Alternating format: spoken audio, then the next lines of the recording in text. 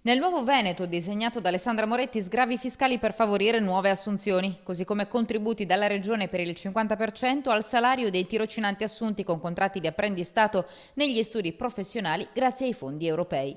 La candidata del centro-sinistra alla presidenza della Regione era oggi in Alta Padovana, dove ha lanciato la sua idea per il rilancio economico. Apriremo un fondo in Veneto Sviluppo con il quale garantiremo a fondo perduto il 33% di un finanziamento richiesto da un giovane imprenditore che vuole avviare un'impresa ad alto contenuto innovativo e tecnologico. Ma nel piano di Alessandra Moretti c'è anche una risposta a chi il lavoro lo ha perso a 50 anni.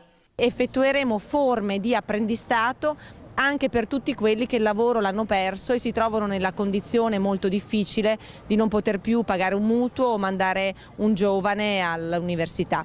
Un programma, quello di Alessandra Moretti, che si basa anche sull'esperienza di queste settimane in cui uno ad uno visita ogni comune del Veneto per confrontarsi direttamente con i cittadini. Io mi sono messa in gioco e mi sono messa a servizio dei cittadini, sto tra la gente, nei mercati, nei luoghi di lavoro, nelle piazze, li ascolto, cerco di capire quali sono le problematiche dei veneti e cerco di dare loro delle risposte.